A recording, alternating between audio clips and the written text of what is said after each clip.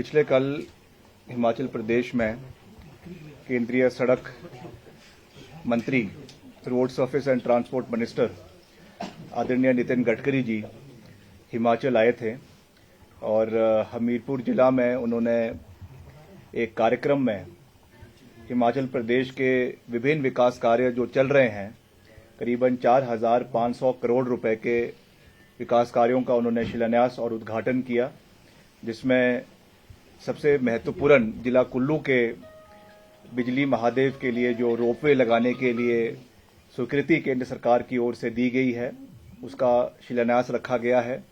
बहुत से ब्रिजेस जो हमारे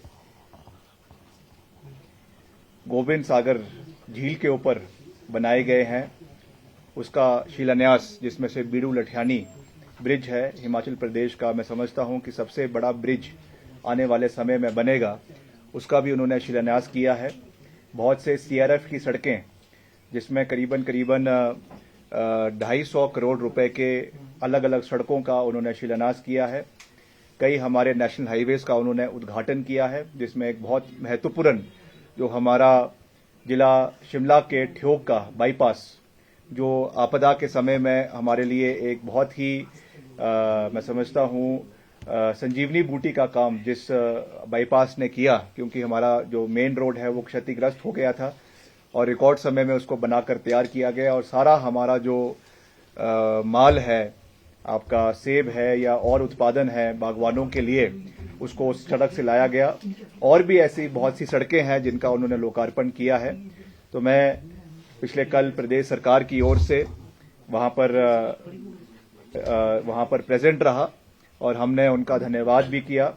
और इसके अतिरिक्त हमने निवेदन किया माननीय नितिन गडकरी जी से कि कुछ ऐसी हमारी सड़कें हैं जिनके उत्थान के लिए, जिनके वाइडनिंग के लिए, जिनकी स्ट्रेंथनिंग के लिए केंद्र सरकार से सहयोग की आवश्यकता है।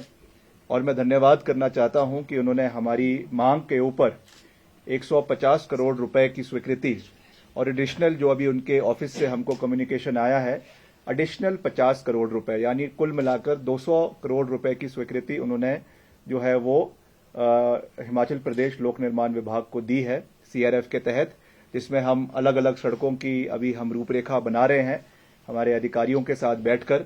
और इसको हम कल ही मैं व्यक्तिगत रूप से उनसे मिलने दिल्ली जाऊंगा और इसको हम उनसे साझा करेंगे। और क्योंकि अब कोड ऑफ कंडक्ट भी लगने वाला है कुछ ही दिन के अंदर प्रदेश के अंदर, तो उससे पहले इसकी स्वीकृति मिल जाए, प्राप्त हो जाए, इसका हम पूरा प्रयास करेंगे। तो एजेंडा बिल्कुल साफ है। मैं जब भी अपनी बात रखता हूं, पूरी मजबूती से रखता हूं, बेबाकी से रखता हूं, निष्पक्षता से रखता हूं और हिमाचल प्रदेश के हर कोने का सामूहिक विकास करना, ये हमारे सरकार की जिम्मेवारी है। And being the part of the government, it is my responsibility that the responsibility that has been given to me, उसका सामूहिक तरीके से निर्वहन करते हुए हिमाचल प्रदेश के हर कोने का, चाहे वो चंबा है, चाहे वो हमीरपुर है, चाहे वो कांगड़ा है, चाहे वो ऊना है, हमीरपुर है, सिरमौर है, शिमला है, सर्वत्र हिमाचल प्रदेश का संपूर्ण विकास हो, इस दृष्टि से जो है हम आगे बढ़ रहे हैं। और इसके साथ साथ और भी जो विकास कार्य हमारे चल रहे हैं, चाहे वो प्रधानमंत्री सड़क योजना के हैं, चाहे वो हमारे अर्बन डेवलपमेंट विभाग में है, उनको भी हम पूरी मजबूती से मैं उनकी मॉनिटरिंग कर रहा हूं। कई जगहों पे, कई शहरों में भी, शहरी निकायों में बहुत सा नुकसान हुआ है, उसके लिए भी हमको डिजास्टर के डीआरडीए के माध्यम से डिजास्टर के माध्यम से उसमें फंड आया है।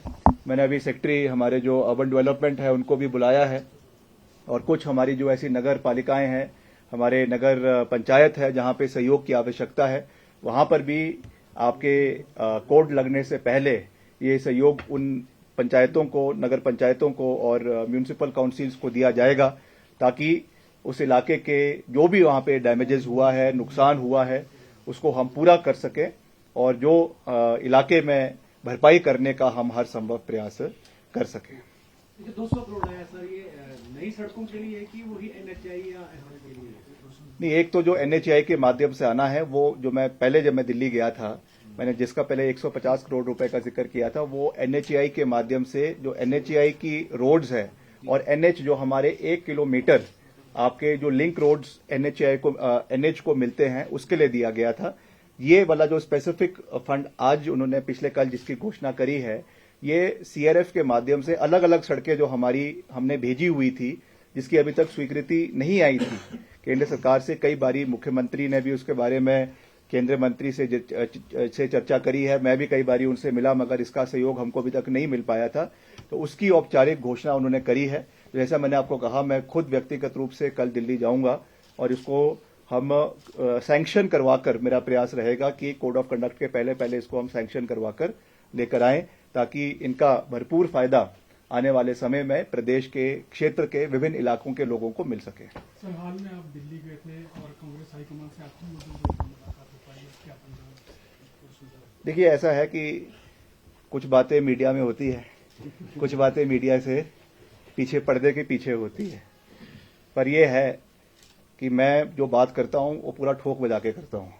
तो जो भी यथास्थिति है उसके बारे में हाईकमांड को जागरूक करवाना ये हमारा नैतिक दायित्व बनता है। इस बारे में मैंने मुख्यमंत्री से भी चर्चा करी और उसके पश्चात हमारे जो ऑब्जर्वर्स हिमाचल में आए थे, डीके शिव कुमार जी जो उप मुख्यमंत्री है कर्नाटक के, और जो हमारे हुडा साहब है और बघेल साहब है, उनसे भी मैंने बड़ी लंबी चर्चा करी है। उन्होंने मुझे जो जिम्मेवारी दी थी उसके तहत हमने सबसे संपर्क साधा, बात करी है और अब आने वाले समय में देखेंगे कि क्या उसका जो है वो परिणाम निकलता है। बाकी विधायकों से भी बातचीत हुई है सर? मैं कह चुका हूं, जिससे मैंने मिलना था मुझे आधिकारिक रूप से भेजा गया था, बात करी है। जो बात उनकी दिल्ली कहनी थी वो दिल्ली कही है, जो दिल्ली की बात वहां कहनी थी वहां कही है। अब उस बात में मैं ज्यादा मीडिया में बात करना संभव जो है उसको मैं उचित नहीं समझता हूं।